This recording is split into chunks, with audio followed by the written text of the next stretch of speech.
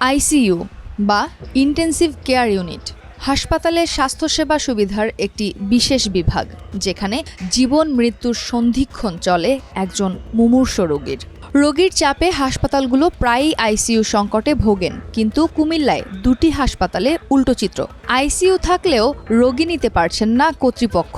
এতে ঠিকমতো চিকিৎসা ও যথাযথ সেবার অভাবে রোগী ও স্বজনদের চরম ভোগান্তিতে পড়তে হচ্ছে।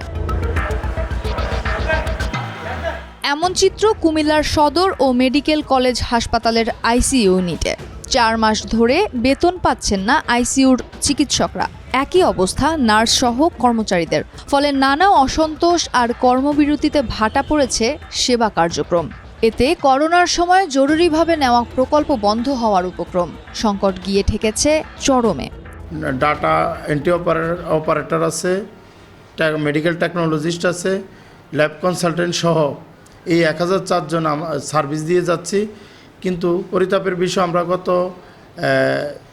24 সালের ডিসেম্বরে আমাদের চুক্তির সময় শেষ হলো, আমাদেরকে নবায়নও করে নাই। আবার আমাদের এই চাকরিটা আছে কি নাই সেটাও আমাদেরকে কোনো কিছুই জানানো হয় নাই। আমরা গত 4 মাস জানুয়ারি থেকে সার্ভিস দিয়ে যাচ্ছি, আমাদের কোনো বেতন নেই। সরকারি হাসপাতালে আইসিইউ সেবা বন্ধ হলে জরুরি মুহূর্তে জীবন সংকটাপন্ন হবে সাধারণ মানুষের।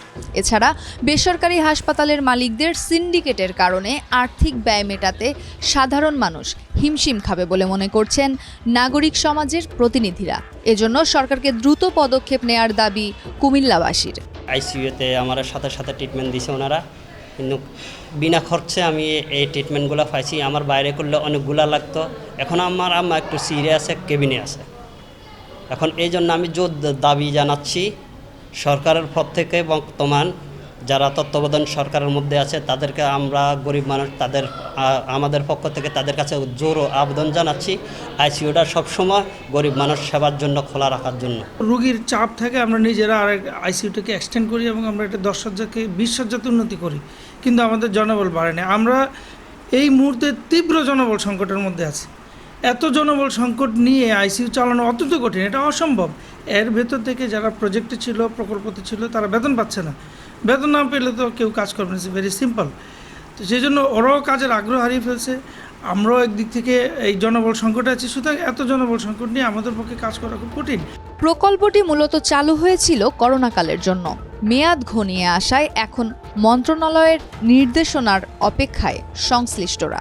এই অপারেশন প্ল্যানিংগুলো বন্ধ হয়ে যাওয়ার পরে অনেকটা ক্ষতিগ্রস্ত হয়। সেটা নিয়ে আমি ডিজি মহোদয় এবং স্বাস্থ্য সহকারী যে উপদেষ্টা আছেন ওনার সাথে আমি কথা বলেছি। ওনারা অচিরেই এটা নিয়ে কাজ করবেন। এটা স্বাস্থ্য মন্ত্রণালয়ের অধীনে একটা প্রকল্পের আওতায় এই আইসিইউগুলো স্থাপন করা হয়েছিল এবং জনবল নিয়োগ করা হয়েছিল, এবং এটির একটা প্রক্রিয়া আছে রাজস্ব খাতে স্থানান্তর করার।